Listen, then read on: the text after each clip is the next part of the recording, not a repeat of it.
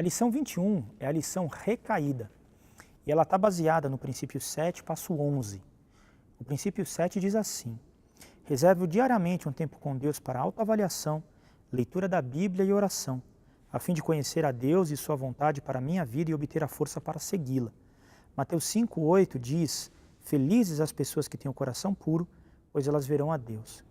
E o passo 11, ele fala assim: procuramos, através da oração e da meditação, melhorar o nosso contato consciente com Deus, pedindo apenas o conhecimento de sua vontade para a nossa vida e força para realizá-la. Colossenses 3,16 diz que a mensagem de Cristo com toda a sua riqueza viva no coração de vocês. A recaída é algo que pode sempre acontecer na sua vida e na minha vida. Então a gente tem que tratar a recaída com muito respeito. Não ache que ela é alguma coisa que nunca vai acontecer na sua vida. Não encare dessa forma. Encare dizendo o seguinte: olha, ela pode acontecer. Eu preciso tratar as minhas compulsões, tratar as minhas lutas com muito respeito, porque eu preciso estar consciente de que a recaída pode estar logo depois da esquina. Se eu bobear, eu posso voltar tudo para trás. É igual o alcoólatra que realmente precisa evitar o primeiro gole. Ou aquela pessoa que luta com pornografia, com questões sexuais, ela precisa evitar de ver qualquer coisa que possa fazer nela alguns tipos de sentimentos. Então, tudo isso a gente precisa evitar e tomar cuidado. Tome cuidado com exemplos gráficos, quer dizer, muitos detalhes. Se você percebe que, por exemplo, você está lutando com a raiva, você está trabalhando para você se libertar da ira e tem alguma situação na sua vida que te torna isso, saia de lá, trabalhe com seus gatilhos. Mas esta lição e o princípio 7, passo 11, são a melhor forma da gente evitar a recaída. E o primeiro ponto é: reserve para si um momento de quietude. Você precisa ter um momento que você tenha em silêncio e um momento que você precisa ouvir a Deus. Você precisa ter um momento de autoavaliação, de contato com Deus, leitura da Bíblia e oração. Marcos 14,38 diz assim: vigiem e orem para que não sejam tentados. É fácil querer resistir à tentação, o difícil mesmo é conseguir. Então ele fala claramente: olha, vigiem. E aqui, quando a gente olha para um guarda ou para um soldado que está de guarda, ele está vigiando constantemente. Um vigia faz isso. Ele está alerta, fique alerta. Ora, coloque isso em prática e Deus vai te ajudar. O segundo ponto é: examine-se e faça uma autoavaliação. A sua autoavaliação, ela precisa incluir a sua saúde física, a sua saúde emocional, a sua saúde relacional e a espiritual. Tudo isso faz parte da nossa vida.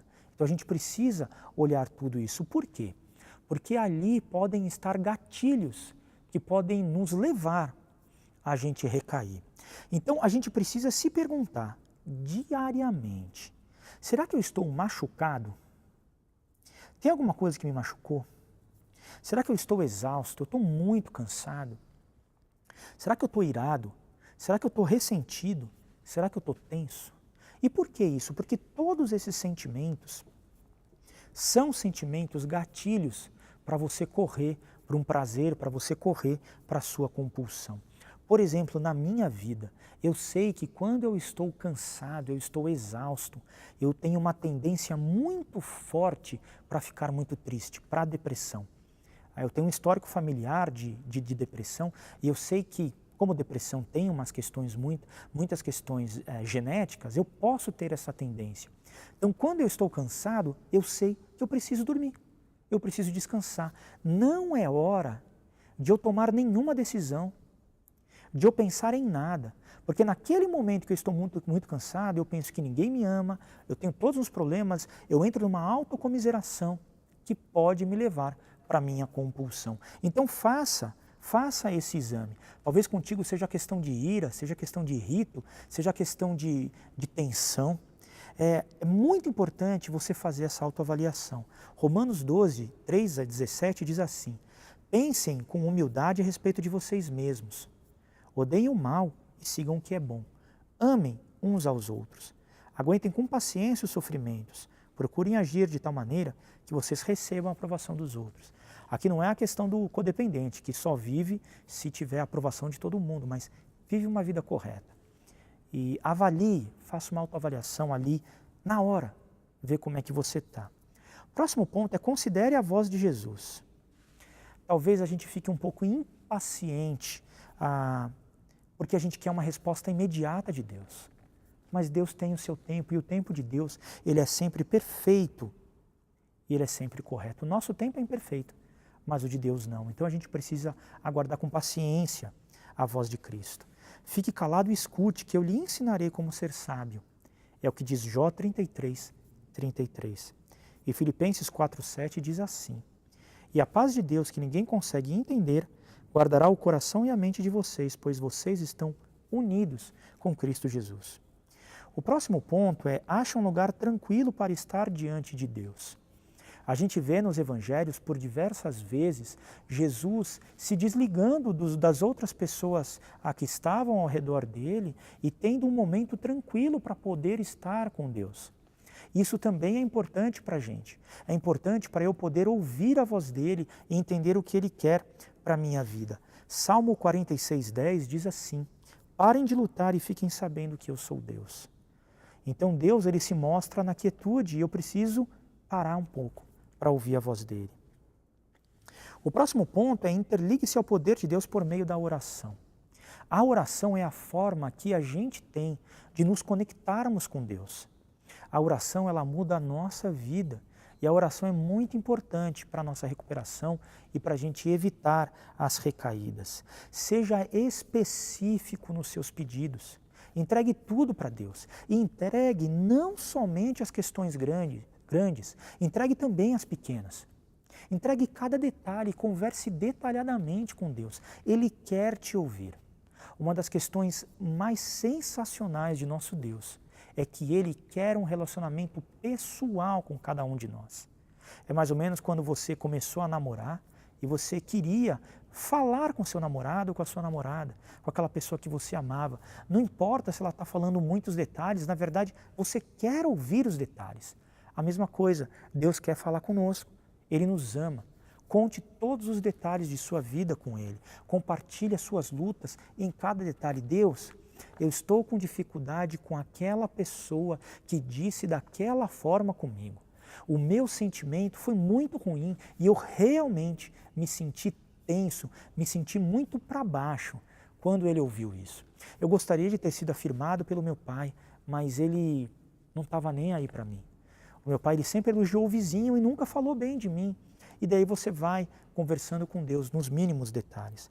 Filipenses 4:6 diz assim: não se preocupem com nada, mas em todas as orações peçam a Deus o que vocês precisam e orem sempre com o coração agradecido. Então seja específico nas tuas orações. O próximo ponto é: diminua o ritmo.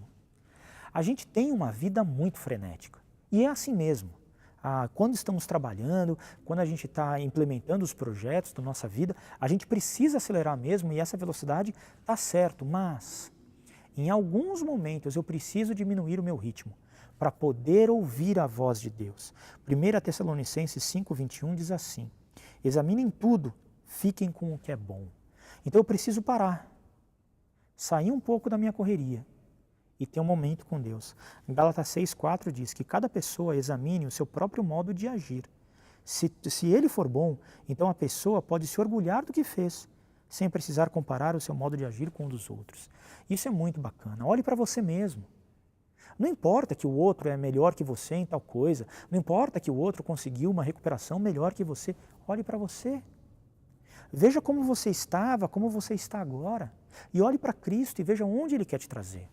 Não precisa se comparar com ninguém. Isaías 1:10 diz assim: escutem o que o Senhor está dizendo. E para a gente poder escutar, eu preciso diminuir o ritmo. E o último ponto é: alegre-se com o seu crescimento. É muito importante você celebrar aquilo que você já conquistou.